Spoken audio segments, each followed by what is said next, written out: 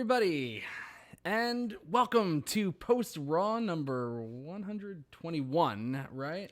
I don't know. I think it's 121. I'm No pretty idea. sure it is. I wrote up the thing for YouTube earlier today, and yeah, it's 121. Okay, I have no clue. Welcome to the show, everybody. The final show before WrestleMania, the final Raw, at least, for WrestleMania. And, I generally hate when WWE does taped shows because it just doesn't feel like the effort is into the taped show. This was definitely a taped show. But I figured, heading into WrestleMania, there's going to be some, at least some good angles. Yeah. Stuff to get you hyped for WrestleMania. Yep. None. No. None of that No, tonight. Oh, we're none going of to talk that. about tonight's show. We are going to talk about tonight's show. It was a sight to behold. We appreciate everybody hanging out and waiting for us to get on here. We had a baby that woke up a few times, and honestly, that battle royal at the end of Young Story of Rock our was lives. pretty good. Yeah, really. Way better than anything I saw on Raw tonight. We have to watch it consistently. We've only been watching really after Raw. I really want to watch it from the beginning. It seems okay. It doesn't seem awesome. I mean, it's not like wow. It's like Young Rock. This is incredible. Wow. No, but I think it's cute, and I think it's something better than what was on tonight. It's I'll say that much. It's definitely better than what was on tonight. A lot of the stuff, it seems extraordinarily embellished about The Rock's life, like going to see E.T. with Andre the Giant. Maybe it happened, but probably not the way he's telling it. But then again, you have to consider the source. At his heart, Dwayne Johnson is still a wrestler. And he's telling wrestling stories, so we know how wrestlers are when they tell stories about pro wrestling. True. It's something. All right, let's say hi to everybody. We have Ashley from the UK here tonight. He's up late. Yeah, really. Tyler Upson's here. We got Randy Torcola. We got Andrew Elder.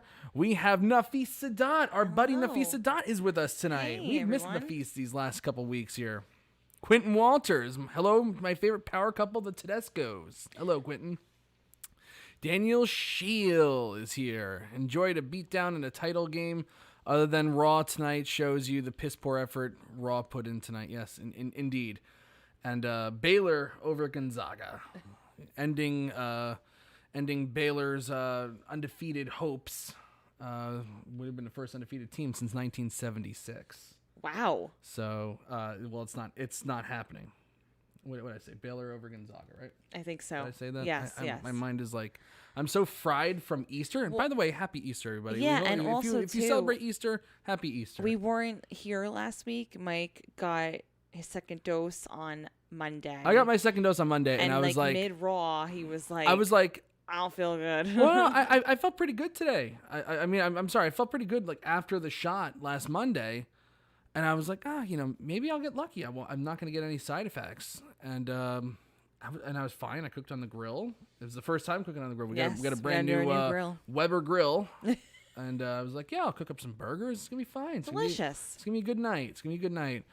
And I was fine when Raw started. I started, I didn't really, I felt just kind of like off.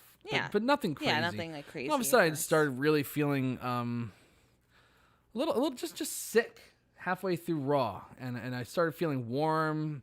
It's getting a little like sensitivity to light a little bit with the TV, so I started dimming the lights, and I was like, all right, I better text Mr. Roy Nemmer and see if he can finish this. See if he can help me out here. Mm-hmm. Well, it was Moderna, and there seems to be a lot of reactions to Moderna, more so than Pfizer, from what I've heard, but it. Like the next day I had like some of the, I felt like I'd been in a car accident once where I really felt like my body was racked with pain. It wasn't like a vicious car accident where I had to like go to the spend the night in the hospital or anything like that, but I was sore. I was actually more sore from the side effects of the Moderna than the car accident.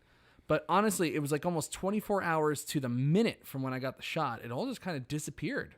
It was gone. Like the only thing I had strange. At the end of it was just like a little back pain just from the body aches. Yeah. But I never got a fever. I never, I didn't get, it was just, I was fine. But Victoria got hers on Tuesday. And I was down for the count. Victoria's a medical mystery. And I had every side effect that, comes with the vaccine. I had the chills, I had nausea, I had aches, I had a headache, I got dizzy, I literally everything. And in addition to the nausea, I was actually vomiting. Mm-hmm. And then, like Mike said, Everything. But then Mike said, like, by a 24-hour mark, I was like, oh, I feel fine. Yeah. Like, it just stopped. It's literally, I couldn't even get up from my couch. I couldn't do anything. I literally, it was awful. But then by the 24 hours, I was like, oh, I'm good. Right. I'm hungry now. Like, feed me. Yep. It was really impressive. Very, very strange. Very, very impressive. Yeah. But I feel like a giant weight has been lifted off my shoulders. I feeling, like being fully vaccinated, even though like we still have to wait 2 weeks for it to be fully in effect. Like I felt great going to church, for the Easter Triduum and doing, my stuff at church and getting all the, I felt like less anxious and nervous. Well, and I like what I've been waiting for. That we're contributing to the whole herd immunity, Yes, we did our part. We did our part for those who can't take it right now, or, And I know the Wrestleview fiend Andrew Elder got his today. And he says his second shot today. So far, he says no side effects. Dealing with an ear infection though. So yeah, that sucks. Yeah, that's terrible. I'm surprised they had him take it with an ear infection. I know, right?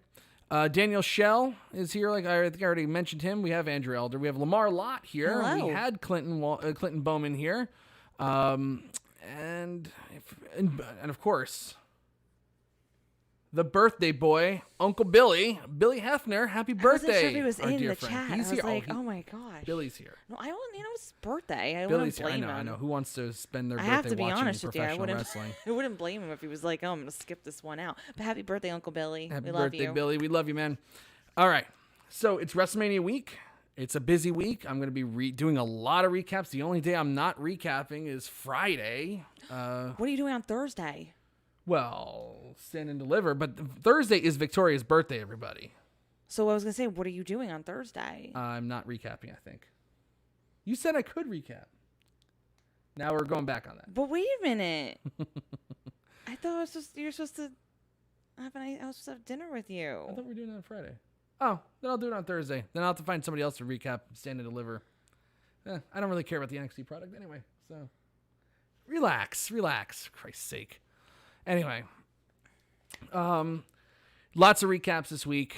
It's every day they have something going on. We have 2 Hall of Fame classes tomorrow being inducted into the WWE Hall of Fame, which includes the Bella Twins. I'm so excited about that. Oh, I really am. I'm really excited. They deserve it. The only wish I do have though is that they were able to do it in front of like a bigger crowd. They didn't have no crowd. They had no crowd for the Hall of Fame. It was just, I don't even think that they actually had people in the ThunderDome. I think they did like just pre-recorded people from the ThunderDome. That sucks. So it's like they're not even like actual live reactions. I think that really sucks, for them because I feel like they deserve it. Yeah, but this Saturday we have WrestleMania, and Sunday we have WrestleMania Part 2. So that means we're gonna have 2 Wrestleview lives on Saturday and Sunday. We also have Mr. Roy Nemmer is going to be doing the post Smackdown show. So check out his podcast on Friday, post Smackdown. That'll be a WrestleMania edition of Smackdown. So you definitely got to check that out. Roy's doing a great job with the post show on Smackdown. I believe Thursday, I don't want to lock him into this, but I think Doug said that he would do a live watch along of Stand and Deliver. Night 2 at least of it. Glad that NXT is moving off of Wednesday. That was some big news. Yeah, they're finally moving. So this is the last show that'll be on Wednesday. On Wednesday, okay. And they moved to Tuesday, April 13th. That's so good. I think that's a really smart move. It is smart. I'm curious to see what, now that NXT is moving away, what AEW can do. And also, it'll really just show how many wrestling fans are really left. It's like, like the Wednesday night numbers are good, but that most of the people that are watching are really just hardcores. They're hardcore, yeah. And is there only 1.5 million hardcore fans left in the United States? Who knows? Could that really be? I'd like to see what both shows can do on separate nights. Yeah, I do too. I think that, it will be interesting because, in general, competing, the back and forth, for the people who are like really either going one or the other, or people who are going back and forth, where will they gravitate to? Will they continue to kind of follow along with NXT, or will that increase AEW's numbers? Like it's just a very interesting thing that's going to happen these next few weeks. Yeah. I mean, we might get a little bit of false numbers in the beginning, just because, again, even though you're switching to a new night, same product, I think a curiosity factor will take into play to see like what's going to happen now that they're not competing on the same night with another company. I think we'll know the real numbers by after a month or so. Yeah, I agree. We'll see what happens again. We have Jorge Oliva here. Hola, familia Tedesco. Please share your best WrestleMania main event you have seen, and do you think one of these WrestleMania main events could compare to it? Oh, the best one. Okay, so there's a few. The best. I'll give you the best that I've ever seen live, and the best I've ever seen. Period. Okay. What's your best WrestleMania main event? I'm trying to think because Don't say The Miz versus John Cena. It was not. I don't know, because to be honest with you, I haven't seen a whole lot of WrestleManias. Well, you've seen enough. I've seen enough, but I still haven't seen you have a whole repertoire to go through. Yeah, I do. I'm going through 37 shows right now. If I'm including night 1 and night 2 last year, I've seen 37, I suppose. The best WrestleMania main event that I've ever seen live. Both of them were triple threats.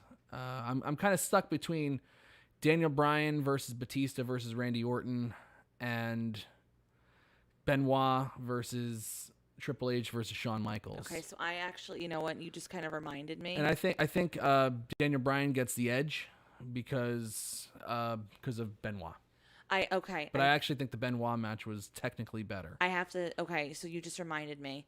I think that was for Daniel Bryan with the triple threat match. And the reason why I say that, too, because there's the hype behind it. The fact that, the fans were really behind Daniel Bryan, and that he got that moment, Yeah. I think that was something really, really special. Yes, indeed. So I'll have to say that. Yeah, I would say that. I would say either of those is the best one that I've ever seen live. The best main event that I've ever seen, period, has to be the Rock versus Stone Cold WrestleMania 17 from in Texas at the Astrodome. I mean, oh God, that was just a spectacular match. It was the ending sucked, and it kind of ruined wrestling forever, and it never recovered from it. But man, that match leading up to that finish was just one of the hottest matches I've ever seen. Period. Tyler Upson wants to know what's our favorite WrestleMania match. Doesn't have to be a main event. Oh, that's another really good one. That's another good one. That's a really good one. My favorite WrestleMania match. Okay, that wasn't a main event that I've seen live. I'll go with that one first. All right, I have a silly one, and then I'll pick like a more like serious one, quote unquote. My favorite like silly match I've ever seen, was John Cena, Nikki Bella versus Miz and Maurice. Like just only because, again, like, yes, just I think the didn't work out in the end. No, the feud leading up to it with when they were doing like the Total Bellas knockoff and everything, that was hilarious. And then like the actual thing going up to it, the match itself was funny. I would say the best non-main event WrestleMania match that I've seen live would be Triple H versus The Undertaker in the Hell in a Cell. That was phenomenal. Absolutely phenomenal. That might be one of the best matches I've ever seen, period. Let alone just, non-WrestleMania main event. And I've been to a lot of shows. And I've seen a lot of cool things.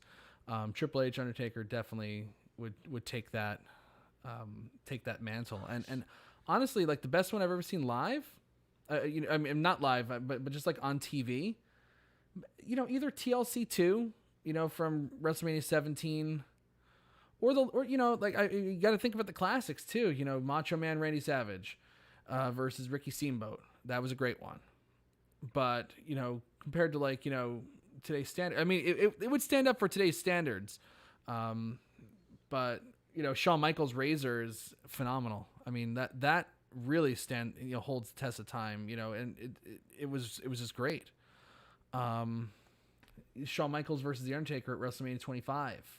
Another really great one. Right, another staple right there. Ric Flair versus Shawn Michaels.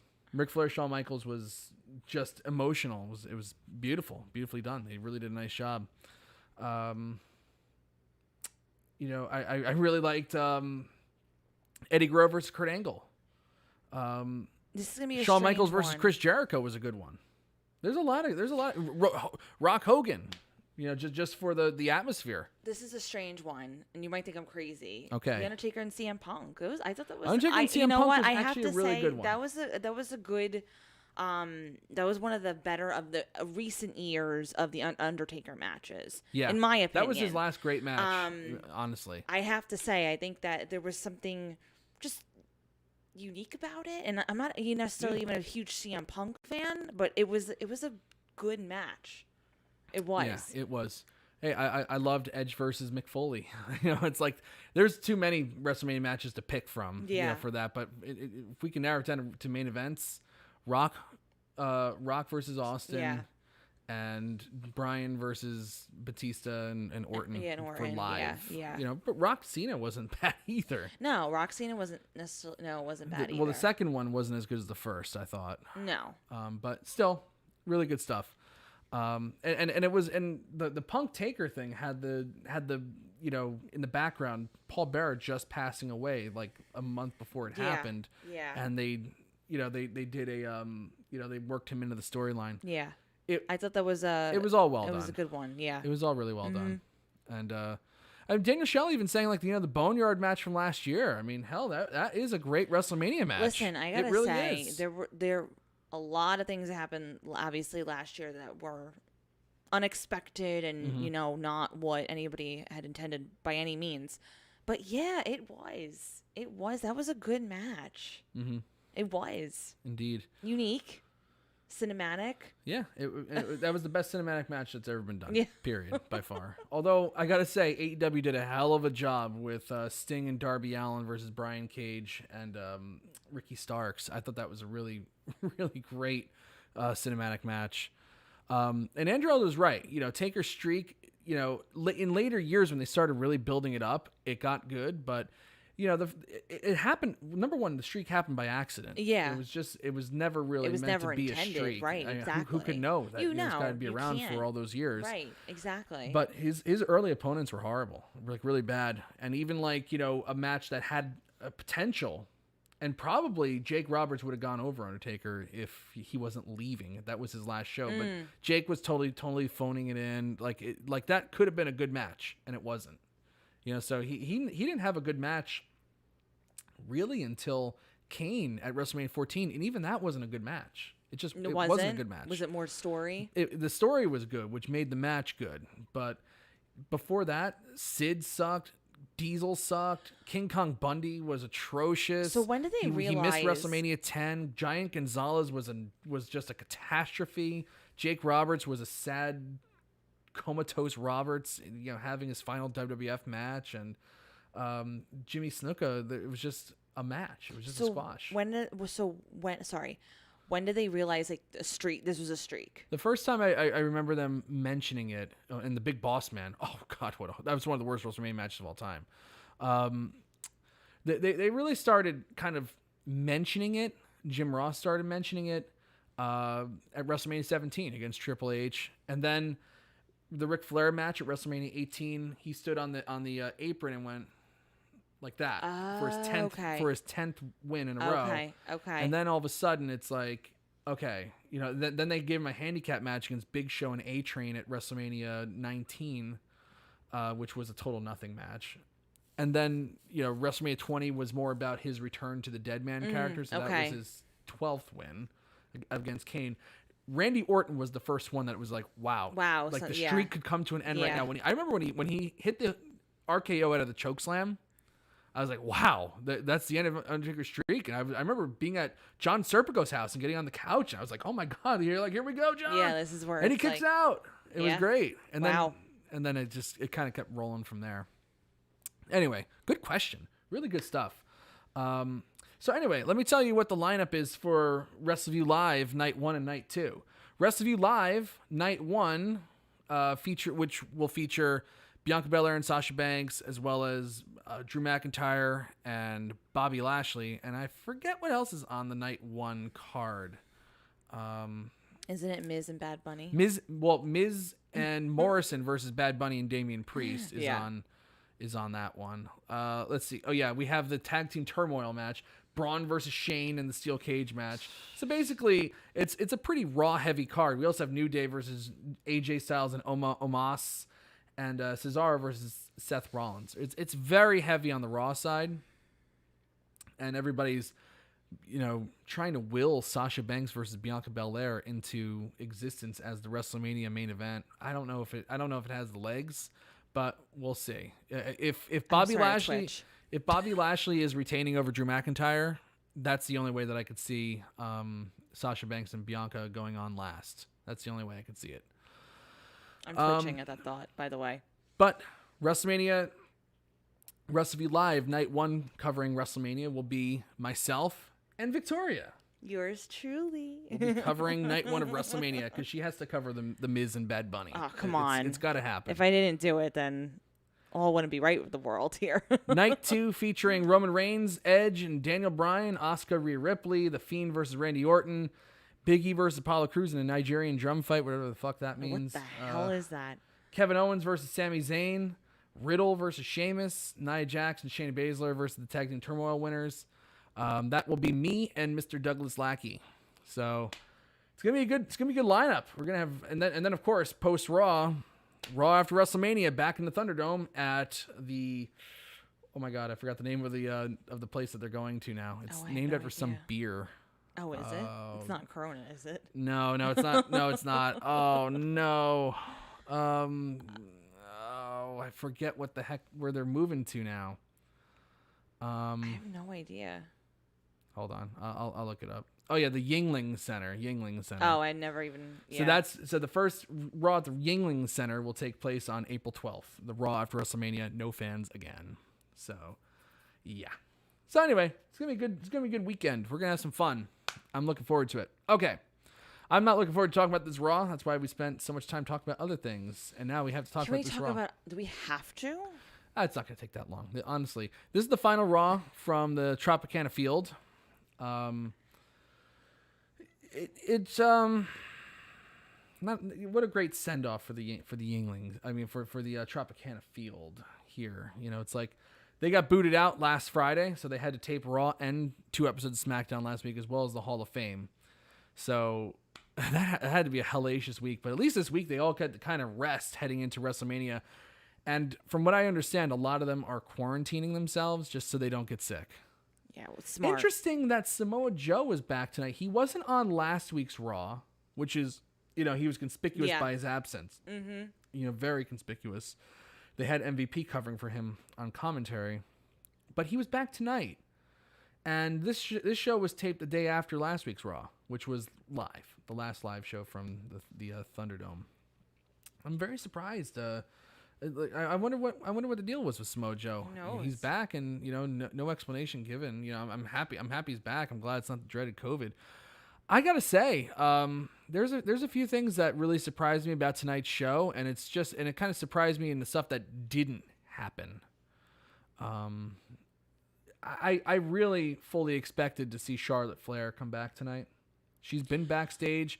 She had the COVID, but really the big story that broke, or that Andrade kind of, said on a podcast that he was on, was that WWE had, it was interesting that they removed Charlotte Flair from all advertising for WrestleMania.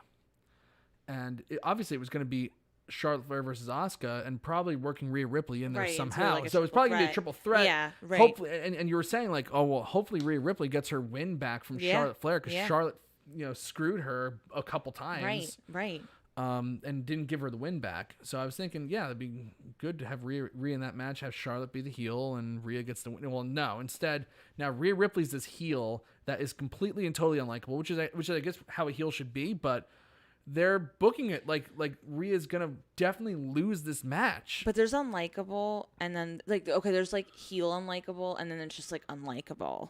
There's a complete difference. There's heels that you really like, and then it's just like, okay, you don't like somebody, you know what I mean? So I like Rhea Ripley, but I don't think they should have brought her up as a heel. Agreed. It's almost like you have, you already have the match with Sasha Banks and Bianca Belair where it's kind of two faces going against each other. One has to play the heel. It's gonna be Sasha, obviously, but you could have done that too. You could have had Asuka be a little more of a killer heading into this, and kept because this division is like desperately in need of a star, and Rhea Ripley isn't gonna just do it all on her own, but she'd be a start, and they have a chance to make a star out of her. Instead, it's like I have no interest in seeing her at all right now. Is that that says to me they're not doing a good job? Yeah. I agree with you. It's hard to kind of have somebody come up and then you just want, at this point, not every storyline has to have the face versus the heel. It's totally fine, like you said before, to have a face and a face and to want to have one of them in the match or really alternate it throughout the match. This moment they're a little bit more heel than the other one. That's fine. Who cares? Again, a face does not have to be, not every face is the same, not every heel is the same. So if they're having a match, you could still be, again, a face against somebody and be like, but you want to win a title, you want to do this, you want to whatever, you want to prove yourself. It would have been so outlandish of them to be like, all right, we'll have them both as a face, and they just want to, Rhea Ripley wants to come up and just redeem her opportunity from WrestleMania of last year and finally get her spot, Mm-hmm. But no, they have to do what they normally do and just try to botch things. So it's just weird to me. It really, really is. I do hope, for the sake of Rhea Ripley, that she does come up on top and she does, get her opportunity. I'm not going to sit here and say that she won't, but it really is not good for anybody's career when you are coming up and you're losing at WrestleMania. It just is. It's not. It would be two losses in a row. Yeah. And honestly, they completely botched her. And we talked about this 2 weeks ago on the Post Raw show. It's not often you get a second chance to make a first impression. Yeah, exactly. To make a first impression. Exactly. And I don't like how they've handled the Rhea Ripley thing so far. I just don't. No. I see some stuff about the WrestleMania attendance. They are still selling tickets. They have not sold out. They only opened up to they set the capacity at 25,000. Okay. For each night. So 50,000 all in. Okay. And how many do they have so far? A lot of the combos are gone, the 2-day combos. All right. So, but there's a lot of individuals, still for sale. Still I still think they're going to sell out or come close to selling out each night. I do too. But it's not going to be like previous years where it's like, it's so heavy from the area that fills up a whole stadium. No, you have to rely on the Europeans to fly in and scoop up a lot of those tickets, and that's just it's just not happening the way that they want it to this year. No, definitely not. 25,000. I actually thought that WWE was being really responsible with that number. They actually wanted initially 40,000, and I mean, imagine Vince McMahon, who always wants to be the best and have the greatest attendance, and if we don't actually break the sporting indoor record or sporting record period for any place that they're at, they always say, oh, we're the largest entertainment thing that's ever happened here. Okay, fine. Right. For him to say, okay, 25,000, that says a lot. I was really impressed at him, at his like him holding himself back, It's because smart. Dana White is having an entire packed stadium, in Florida for a UFC show, which is like, that's ridiculous. I think it's like, it's different than like Texas opening up their full stadium, which I still think is kind of ridiculous to open up the full stadium, and while we're still seeing numbers spiking and stuff like that with the COVID, but at least it's outdoors. It's outdoors. Like honestly, if they have the roof open, I don't know why that makes a huge difference, but it does. The air circulates better, and I guess whatever. I think like every place has a higher outdoor capacity than indoor. Yeah, I think it's 25,000. Again, I think I think that's a great move. It's yeah, it is. I don't know. I have my other thoughts about that though. Well, at this point, everybody else is doing it. They have like there's ways to do it that's safe. There are, but and it's a big enough place to fit 25,000 comfortably spaced apart if you have pods and stuff like that. Now, Yankee Stadium has a capacity of about like 60 to 70,000. They're opening up to 10,800. So they're being even more conservative with their numbers, and putting people in pods, and you have basically whole sections to yourself, or like whole rows of seats to yourself. I don't agree with the whole thing. To be honest with you, I don't care if it's 25,000 and then 40,000. I don't think he's being a big hero at the end of the day. I'm not saying it's heroic, but I'm saying like he's done worse. He's done way worse. He has, but he's been very. I mean, there have been outbreaks, in the company, but that's a lot of the outbreaks come from people going out and doing stupid stuff. No doubt about it. I'm not blaming and then bringing it into the facility specifically. I'm just saying I don't like the whole idea of things opening up. I don't. And then again, this is just a personal thing. I don't think there's ever a real safe way to open up stuff. Well, that's just a personal preference. Well, they'll never open up if that's the case. No.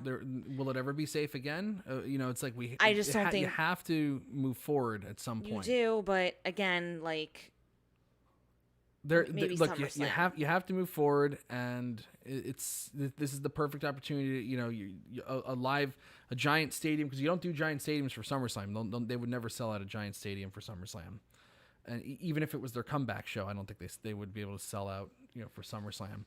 This is, if you're gonna do it, and you have the facility, take it. You know what though? Again, I think with Vince McMahon, I don't think necessarily 25,000. I think he thought realistically, he opened it up to 40,000, I don't think he thought people would go. I really don't. I think in his own mind, he thought to himself like 25,000 we can potentially sell out. I don't think 40,000 was a number that he thought that would be achievable. That's just my belief. I don't know. I think partly Tampa didn't want to have that many people in their stadium. Maybe other cities are more comfortable with it, but the cities are, in the areas are allowed to kind of, pick how many, pick what they want, for their limitations. And, I think they're gonna do it, and I'd rather them agree to 25,000 in Tampa than say, okay, then we're going to pick up and move to Texas and have a full stadium. I think that shows restraint, and everybody else is doing it. You have to start. They got to start, making money that way again. And also, it might be the best thing that happens to this company, because to get some real feedback from real live people, rather than, like everybody online is saying this fucking sucks, this is terrible, and Vince is like, press the cheer button. He's got it, like he's insulated himself in this bizarre thing that's like, I'm finally I get to tell everybody how to react to my stuff, and he needs to sit there and listen to people give him real feedback, in the paying audience. And I hope they boo the crap out of Orton and The Fiend. I hope they boo the crap out of Shane and Braun, and I hope they get some real feedback. I hope they get some real feedback that they can take and and go back and maybe write some more competent television in the coming months, because they're going back to the Thunderdome. We'll see what happens.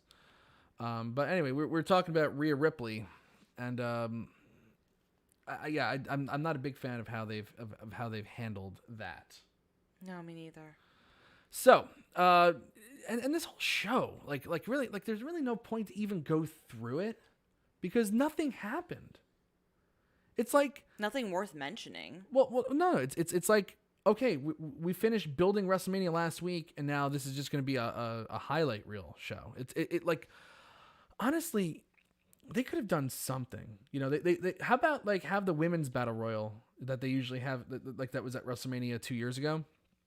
They could have had that on this show tonight. You know, if SmackDown's getting a WrestleMania edition of SmackDown, where they're going to have the SmackDown tag title match that would have been at WrestleMania, as well as the Andre Battle Royal, they could have done something like that here, you know, but they don't. It's like all the effort, and I guess, you know, rightly so. They're paying $1 billion for SmackDown for 5 years.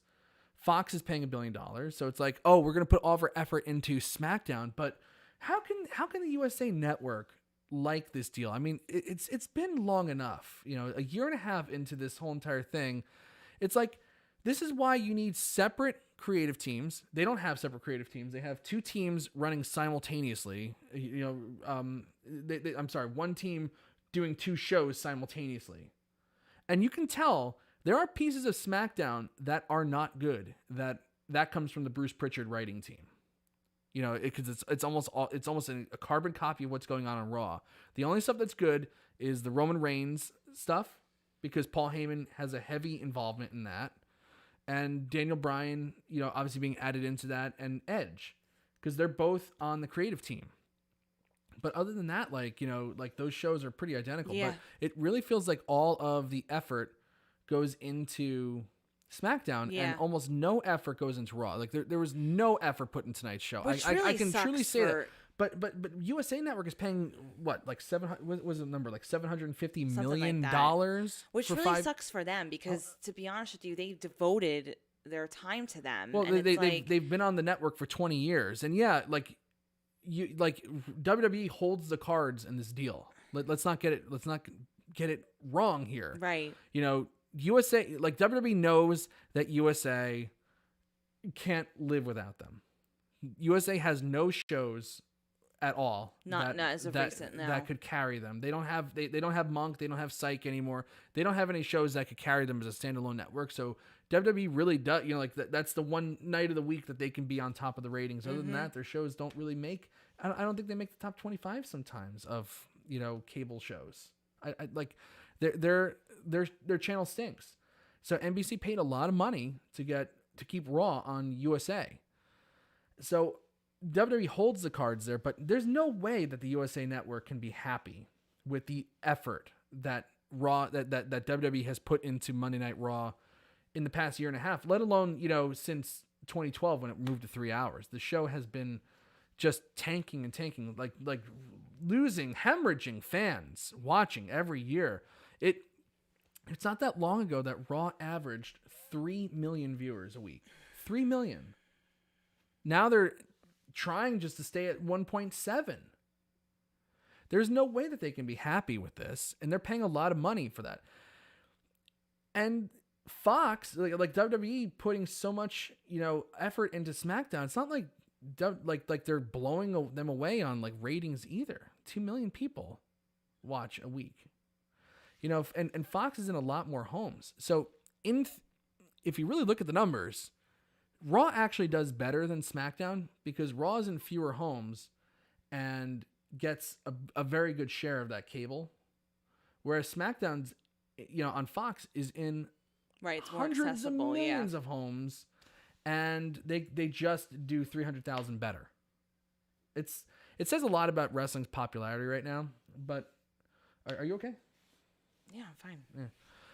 But it says a lot of like about wrestling's lack of popularity at this point, but also, like, you know, networks crave live programming and stuff like that because they want destination television that you have to watch. You want to watch it live, but there's no way that they can be happy with this. And it seems like every time USA starts to get unhappy, you can tell when they start to get unhappy, because all of a sudden we'll get, Raw Reunion and Raw Legends Night.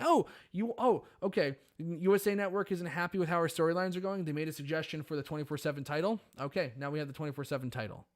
And then it's back to the same old, same old. They do something to appease them, and then they go back to just doing this. It's like, how can USA Network be happy with this? I just think the like devotion. This effort was shit tonight. Yeah, it totally was, and which, again, it's really stupid because you really want to get people amped for WrestleMania, and this wasn't the show to do it. This was not the show that I was like, oh yeah, I'm so excited for WrestleMania this weekend on Saturday and Sunday. I honestly, if I didn't know the dates and the whatever and like just in general, I would be like, oh, it's WrestleMania this weekend. I wouldn't even give a shit. I really wouldn't. This show didn't do anything for me where I'm like, oh, I'm actually excited to see that. I'm not. I'm just not. They're again, I'm going to watch it, see what they do. Certain storylines that play out this weekend, curiosity. But this, the casual fan who was like, oh, okay, let me just kind of start watching again to see what's going on and to see like if there's anything worth watching when WrestleMania.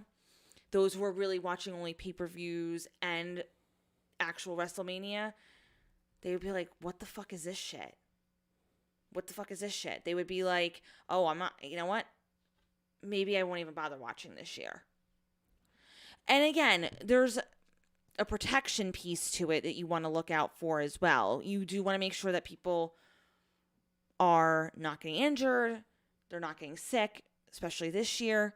And I get that. You don't want to like have somebody at last minute get injured because you didn't want to do something like crazy the week before WrestleMania. But there's always ways at least to get people excited a little bit. This was just so lackluster at the end of the day. It was like, why even bother? Like, again, the casual fans not even bother tuning in this weekend. They may or may not.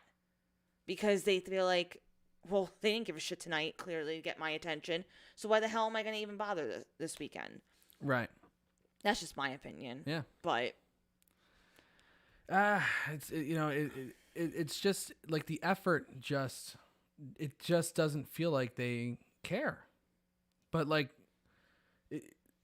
it's like they're robbing them blind, almost like with that's what I'm saying. Again, the reason why I know you say WWE holds the cards for them, and obviously USA knows that they need them. We get that, but at the same time, though, the devotion that USA Network has put into the company, for Raw, and then for Fox to just come in and be like, okay, well, we're gonna put all this money out and we're gonna make sure that Smackdown fares just as well as Raw, but again, maybe like you said, 300,000 more viewers at the end of the day. It's like, show your loyalty too. You still have the USA Network to look out for at the end of the day. but they hold all the cards. I'm just clicking through a couple of ratings, that have come out just in the last week. The only time USA Network even cracks the top 150 cable shows is NXT and Raw.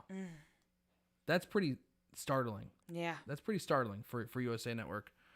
So, I guess, they hold the cards. It's kind of scummy, though. It is. It really is. It's really not a good look. It really is. What are you going to do? Anyway. And we say hello to Goosey here tonight. He's here, and he says, you couldn't pay me enough to watch the full WrestleMania this year. I'll watch snippets, but I think I'd rather watch Survivor re-airs on Paramount+. Okay, well, see, okay, there you go. That's actually like my point. And I'm not even calling Goosey a casual fan. I would say he's more than the casual fan, but he's even like, I'm just going to kind of go in and out. I'm not going to watch consistently. There are people who are not going to tune in fully. Honestly, like when I watch this show, I mean, I love wrestling. I've made that very clear. I think I've been doing this for many, many years now. I think 14 years, 15 years, something like that. Devoted to recapping and doing news and stuff like that. I love wrestling. But sometimes, honestly, when I watch this show, sometimes it's like wrestling's dead. Honestly, even the stuff that's quote unquote like the best of the best isn't anything close to like what it was. There are certain things every now and then that pop up, like Britt Baker versus Thunder Rosa really got me excited about wrestling. the Sting Darby Allin cinematic match got me excited about wrestling. Like there's things in WWE, the Elimination Chamber gets me excited. But then it's like it's just back to like the same old crap. It's like they're trying to capture a feeling that hasn't existed in over 20 years for a genre. And there's just so much stuff on TV, and there's so many know-it-alls that on Twitter that make it just so almost uncool. like insufferable. Yeah. That's like, wrestling fans have done a lot to kill wrestling. They really have. And it really started with that Raw after WrestleMania crowd that we were part of in 2013 when they started giving the crowd a voice, or letting them be part of the show. That killed it. Just killed it. And it just keeps going down and down and down. But it's nothing close. That's why I'm very curious to see what happens when NXT moves off of Wednesdays and it's AEW on its own and NXT on its own, because that's the hardcores will really only watch those shows. I really don't think that there's somebody clicking through that's a casual fan. It's like, oh, let me watch it. Oh yeah, let me watch this show. Yeah, cool. I really don't think they exist. I don't think casual fans exist anymore. So I want to see how many hardcore fans are there left. Still. Yeah. No, it's a good point. I really do believe there's about 1.6 million hardcore fans in the United States. Just miss and podcasts like us, like we're all fighting for those 1.6 million. I just miss at this point that like true excitement. And it's not even to the level what you said, even when you were a kid, you would count the hours like in English class. Oh, like, yeah. When you would be watching Raw that night. I'm not even talking about that. Because, that's a very, let's just put it this way, it's a very extreme case now. But even like for pay-per-views or for certain things with Raw, I'm like, oh yeah, I'm so excited to see that. Oh, I really want to see that. And oh, that's really cool. Like I'm whatever. Yeah, like I'm excited, but I'm not like overly excited about things. Yeah. Which again, for me, like really, really stinks because, I don't have that like longevity necessarily over like someone like you and other, listeners that we have. But it's like that shift of, let's just put it this way. I love doing this. I love talking to the listeners. Indeed. I love, BSing and doing all this stuff with everybody. That's my favorite part of wrestling. Not necessarily the content itself, but that's saying something. There's things like I enjoy, but I'm not like, oh yeah, like woohoo. I know. And even on weeks that like I'm like, oh wow, like they've hyped this up pretty nicely, and I'm excited for this. Mm-hmm. I leave those shows almost always feeling disappointed. Like like Raw Legends Night, totally disappointed. Raw Reunion, disappointing. Like things that are really hyped up, big matches that they hype up. Very rarely do they do I leave those shows feeling like, wow, I really spent that was time well spent watching that show. Like the Drew McIntyre Randy Orton match, in November where the title change hands, that was good. The Bobby Lashley Miz thing, that was like one good Raw. Where the title change hands and they stretch it out. They stretch it out a little too much, but it still wound up being a good Raw. Right. But it's like, no, you're right. It's like, if they do a title change, it's like a good Raw. But other than that, like the show has like no focus. How many times? Right, exactly. How many times can the title change? But because of a title change, the show has focus. It's like you tune in most weeks, the show has no focus. It feels like it's been thrown together at the last second. There's nothing advertised ahead of time. Nope. And it just feels like a mess. Yeah. And it is. It is. It feels like a mess because it is a mess. At the end of the day, it is a mess. So we actually will get into the Raw that we've been stalling, but like I'm just gonna run through it real quick. Okay, so it kicks off with Drew McIntyre coming out, talking about that there's a lot going on in his head right now. The match at WrestleMania with Bobby Lashley is happening whether Lashley likes it or not. Right. Lashley did all he could to take him out, but it's still going down as the biggest fight of their lives. They've each put 20 years into wrestling. They've each traveled the roads. They've sacrificed a lot. They both missed weddings, birthdays, and Christmases. But the difference between them is Lashley can make up for the lost time because he can go home and see his family, see his kids.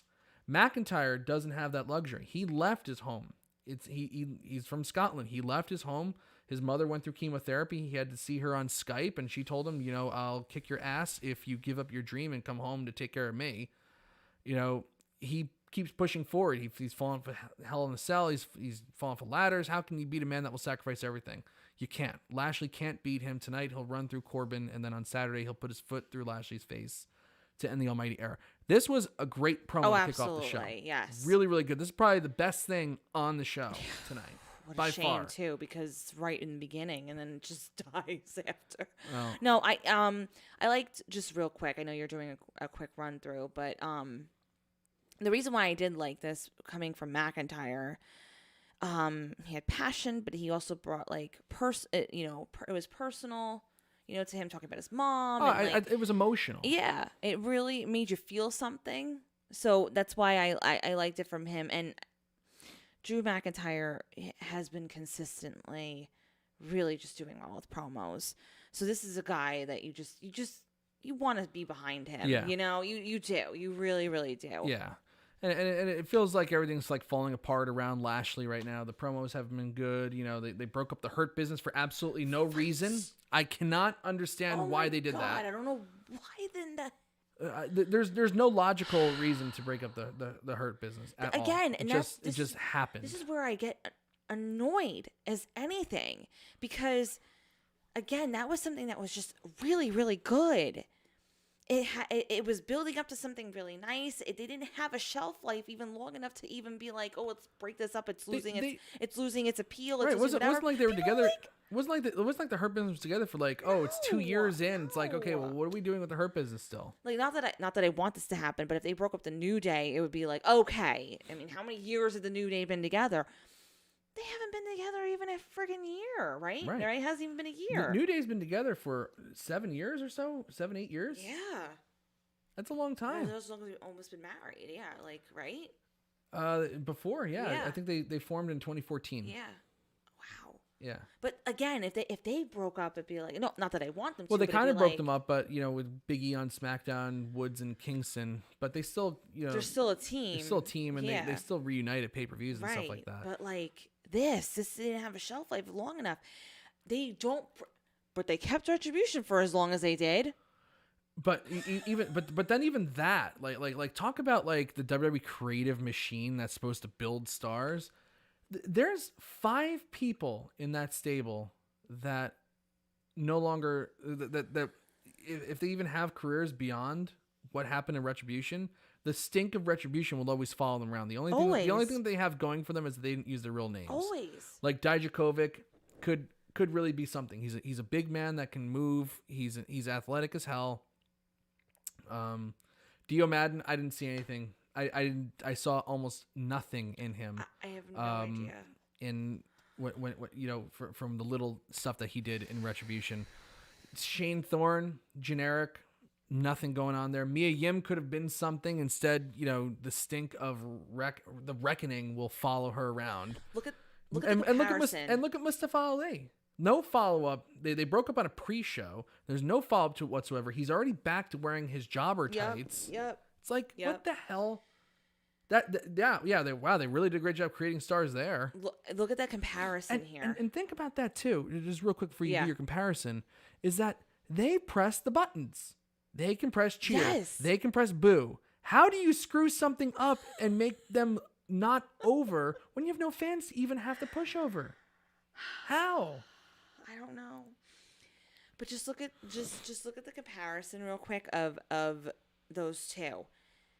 They should have pulled the plug immediately on Retribution. They should have pulled the plug almost immediately, again, because it wasn't working and it just wasn't getting over. It just wasn't clicking. The whole idea behind it was just friggin' stupid at this point. And then you have the Hurt Business that's like strong, progressing really nicely, and then boom, it takes it all away. Like, read the freaking room. And again, no fans, so that like whatever. Right. But still, like, read the room here. Mm-hmm. It's not working with Retribution, but the Hurt Business, it's working. Oh, but let's just pull the plug on it. Right. Why? And even Goosey saying, like, Keith Lee, another prime example of a guy that should be over, should be dominating. He should be in a big match at WrestleMania. Instead, he hasn't been seen since February. What the hell? He hasn't been seen since February. That's crazy. Like, what the hell are they doing here? I don't know. You know, and you know, like, I guess I get the Retribution thing. Maybe somebody said, like, you know, doing like an Antifa thing is not like a good idea. But like, there's so many like missed opportunities here, and Ashley saying that maybe they split the Hurt Business because Vince wanted Lashley appear as the ultimate heel because, you know, you know, you have to have a heel versus face dynamic in a wrestling match. It's like, well, then start making heels and faces like in the traditional sense. It's like these characters go through different, you know, turns every single week. There's almost like nobody that's consistent on any you're right about that. You're level. right. You know, but he mentions like heelish Sasha, heelish Rhea Ripley, heelish Edge, heelish Bobby. Yeah. You know, there are ways to do face versus face matches, but WWE is so locked into one formula now. Yeah. It's the whole entire show is formulaic. You know, every promo sounds almost exactly the same. Every match looks almost exactly the same. I'm sick and tired of the suicide dive. If I never see it again, I'll be happy. I'm sick and tired of almost everything. And if I'm sick and tired of all those moves, like planchas and suicide dives and, you know, dives off the top rope and superplexes and bumps on the apron, I'm sick and tired of all this crap. What do they have to do now to impress me? You know, like, you know, they have to kill themselves even more. And these are painful moves that could, you know, that if miscalculated could really hurt you. Yeah. You know, like how many times have we seen Sasha Banks almost crash and burn on doing a dive? How many times, you know, like we saw Cesaro nearly land on his head, you know, a couple of years ago. And it's like, okay, well, Mike, that's only one time that happened. And every other time it's fine. It's like, well, you know what? It could be any time. That's the point. It only takes one time for it to be like, it only takes one time for that move to be like, that, you know what? Like, what the hell are we doing? This guy's freaking paralyzed, or this guy got seriously injured doing a suicide dive. It's like how, like, it just takes once. Just one. Just one. So, and because WWE's doing it, Andrew's right. Wonder what wrestling schools are teaching them. They're teaching them all to do this crap and work this style. That's why wrestling's dying. Because it's like everything looks the same. Wrestling, period. Not WWF, all wrestling. WCW. How did WCW take off? Because their show was like a variety show. You had the cruiserweights. You had the guys in the middle of the card that could wrestle. You had the old main eventers at the top of the card. The problem is the old main eventers never moved over to let somebody new come up. But they had a lot of big stars. And in addition to that, they could build up a show that was watchable because you had Eddie Guerrero and Dean Malenko and Chris Benoit and Rey Mysterio and a bunch of other guys, you know, that could really go to hold the card up. You know, and they all didn't work the same style. Some matches you'd watch, you'd be like, you know, okay, that's a Japanese style match, and okay, this match is a luchador Mexican style match. This match, Steve Regal versus Dave Taylor, that's a European style match, and William Regal's nose was here, and now it's over here. Like you have a lot of that. Yeah. Now everybody works the same style. Yep. You come in, yep. Doesn't matter how good of a wrestler you were beforehand, you got to work the WWE style. You know, like AJ Styles is a great professional wrestler. Yeah, but he has to work the WWE style, and sometimes it fits and sometimes it doesn't. Right. Like Shinsuke Nakamura, right. Great wrestler, but he has to work the WWE style. Exactly. You know, it's like everything is the same. If you watch 3 hours of that, it's like, I don't need to watch this ever again. Yeah. Like that sometimes I watch that and I'm like, I don't know how, like, if I didn't watch Raw on Monday, I don't know how much I'd miss it. Yeah. You know, like, and that's kind of sad. It is sad. Anyway, we're trying to talk about this damn Raw. Trying to just we're get trying through this thing. We're trying so hard. Xavier Woods versus AJ Styles. Xavier Woods pins AJ Styles after Omos got distracted by Kingston and ran on the ring, and there was a nothing match. Nope. Did nothing to get me excited for that match at WrestleMania. Nope. Definitely did not get me excited at all. Braun Strowman, and standing in the middle of the ring and with a steel cage surrounding him, saying that he's going to beat Shane and whoop him, not just for himself, but I'm going to whoop you for everyone on the planet who has ever been called stupid. And I'm like, this is stupid. You are stupid. I don't care about people that are called stupid now. It's terrible. This feud is the worst. He's actually helping people who are stupid. it's actually making people that have been called stupid feel worse. Yeah. Agreed. Because they're this is behind. You know why? Because they're watching the show, and at the end of the show, they're like, "I feel stupid for watching this. Maybe I am stupid. I am. You know what? I think we're all stupid. How Maybe about I am that? Stupid. I think we all are stupid. I never Team knew. stupid. I never knew. I'm team stupid. So he's doing this match for everybody that's ever been called stupid, and in order to do this match, they have to have the stupidest build that's ever happened for a wrestling match. Oh, okay. No, actually, it's the most genius build because it's following a theme of stupid. They're going with stupid. Oh, God. Like Andrew Elder says, even people who are called stupid think it's stupid. It's stupid. Braun pins Elias and Jackson Riker in a 2-on-1 handicap match. Those guys, like, what a dead gimmick that is. Jesus. Horrible. I gotta say, this Bad Bunny thing where Miz and Morrison defaced his Bugatti, that was pretty good. And also the attack by the Miz, on Bad Bunny backstage. I thought Bad Bunny, took some good bumps. Celebrity. Yes. Doing well. Yeah, I wasn't a big fan of Bad Bunny's promo tonight. It was just like so generic. It's like, oh, well, you got to go out there and just talk about how much you love WWE and how you watch it with your family, and that's going to make people connect with you. It's like, okay, fine, whatever. I'll go do that promo. We know he's like there's other promos, but the formula says, oh, you got to talk about your family because that's what'll get you over if you're a celebrity. Okay, fine, whatever. The promo wasn't great. Damian Priest is just like the most generic, boring robot on the face of the planet, and getting a WrestleMania match with The Miz and Morrison and Bad Bunny. It's like, wow, one of these things is not like the other. Damian Priest, he sucks. Like, oh God, like they did a horrible job building him up, getting him to work their style. Oh yeah, you're a big guy. You gotta do a flip.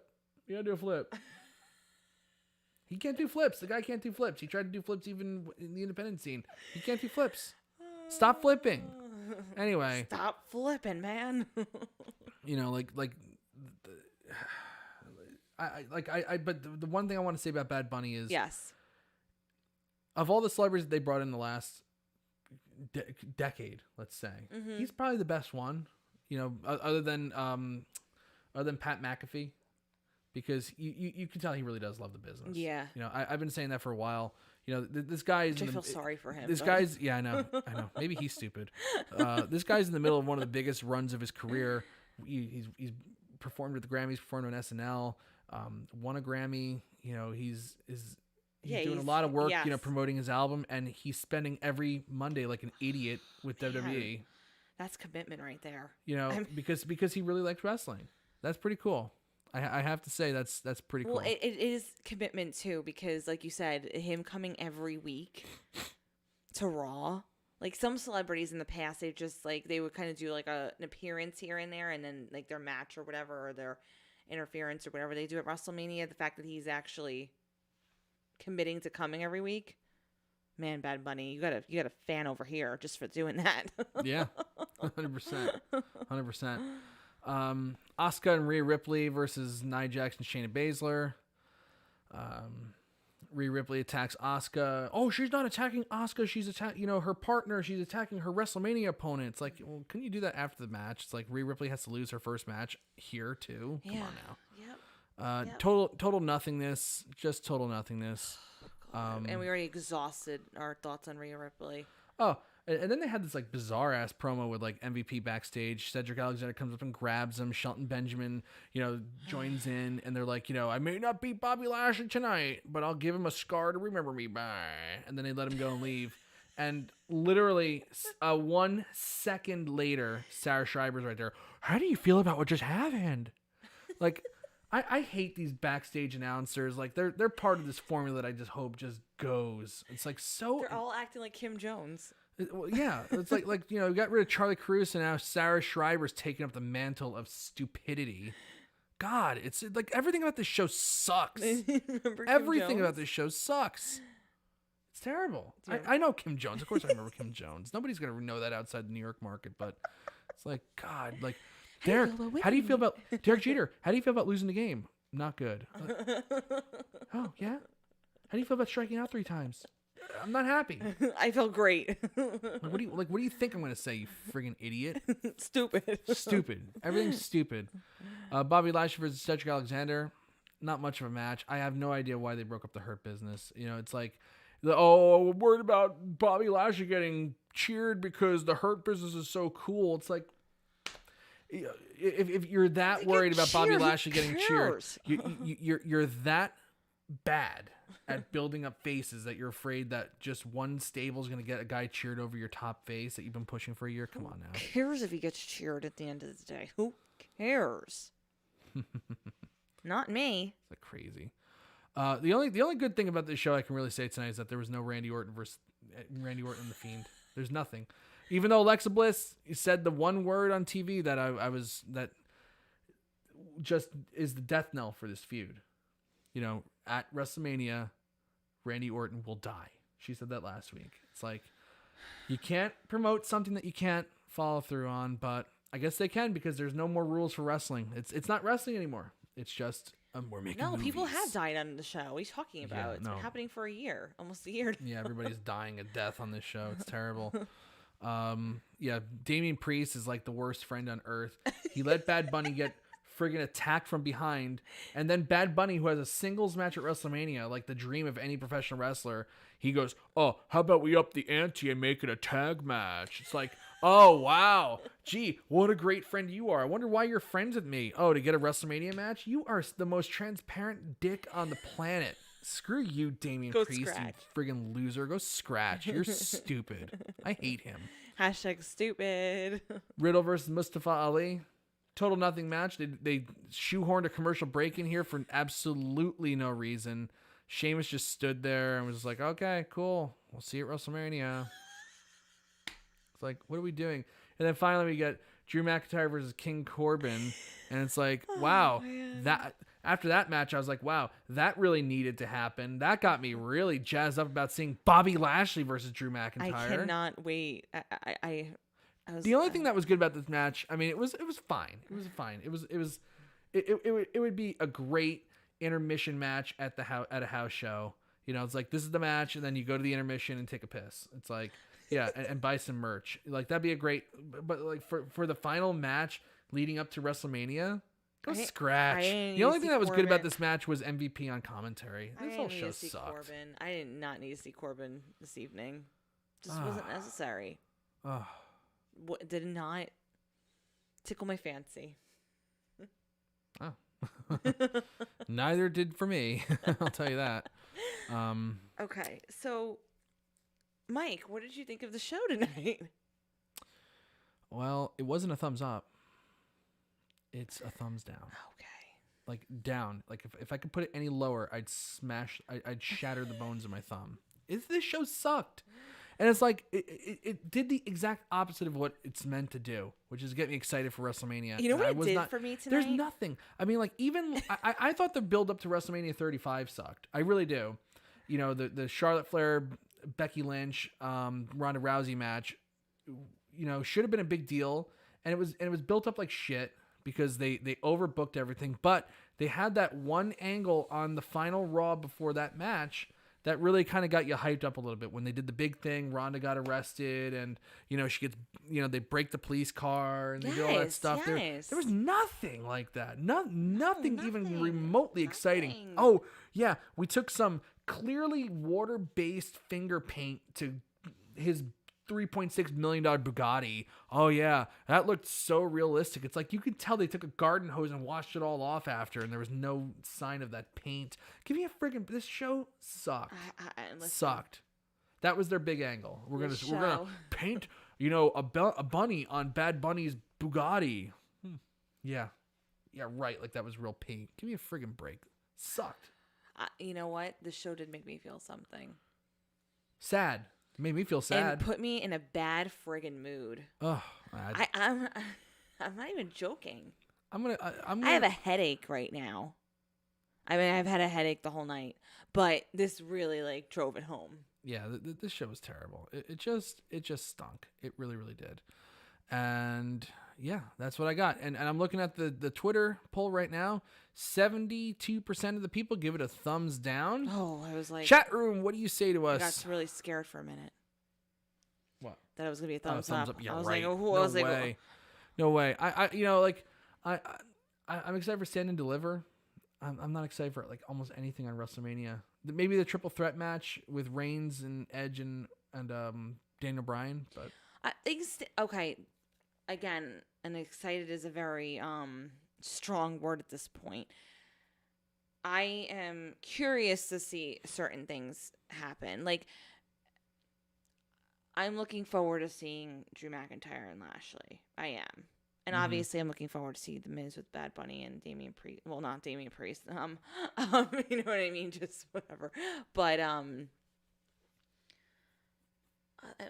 and Daniel Bryan. But, like, other than that, it's WrestleMania this week. yeah. Right? Like, Yeah, it is. Apparently like, so. That's this. You would have never freaking known. I know. You would have never known from looking at this. Oh God, I have such a headache. I know.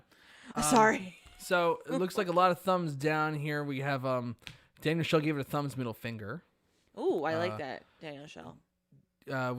Billy says way down. Poor Billy. Oh, Grash is here. Hello, Grash. Sounds like we need a middle finger option this week. Can we?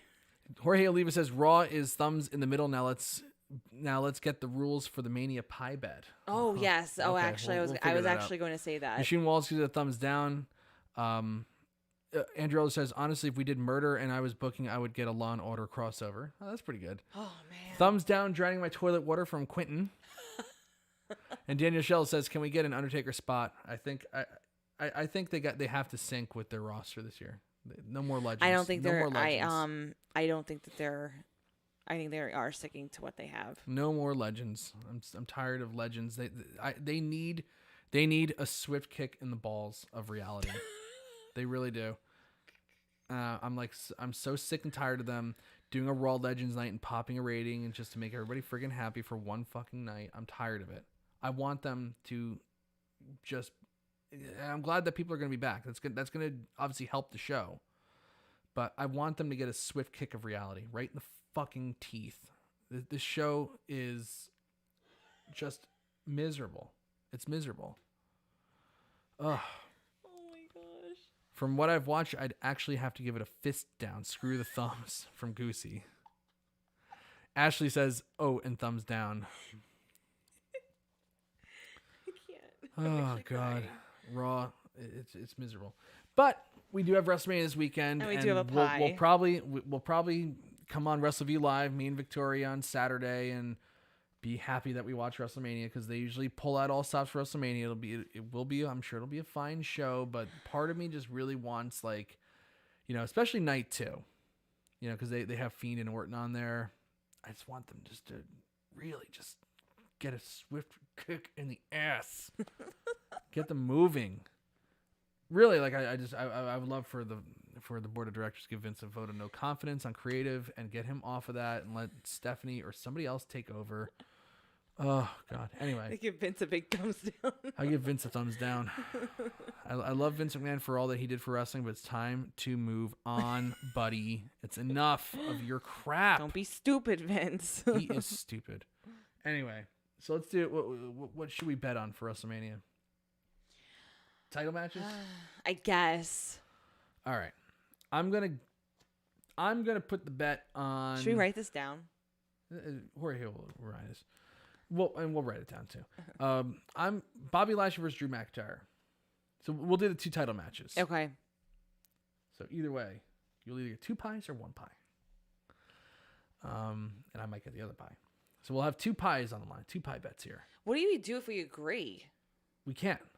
We So can't. I'm gonna pick on the Bobby Lashley Drew McIntyre one. I'm gonna say that Bobby Lashley retains. Oh, I was gonna say opposite you anyway. Good, there you go. So that worked out for that So one. that worked out. Roman Reigns versus Edge versus Daniel Bryan.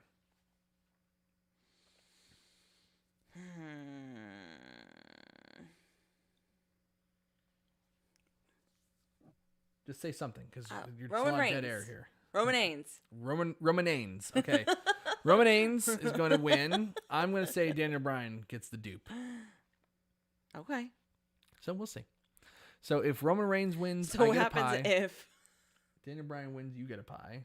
If Edge wins, we both get pied. Okay. That's actually fair. All right. Yeah, that sounds good. And if Bobby Lashley wins, you get pied. If Drew McIntyre wins, I get pied. There we go. There we go. Andrew Elder wants me to get slimed because I love that spot so much. That didn't even mean anything to this stupid friggin' storyline. It's horrible. God. Well, Quentin says I'd rather have COVID than watch this. I don't know about that. I'll watch Raw rather than COVID, I'll tell you. but everything else sucks. All right, everybody. We are going to check out. We will see you on night 1 of WrestleMania, the Wrestleview Live. Me and Victoria. Wrestleview Live on Sunday will be me and Doug, but on Saturday you have me and Victoria. We'll kick off the WrestleMania coverage. It's going to be fun. Tune in, check it out.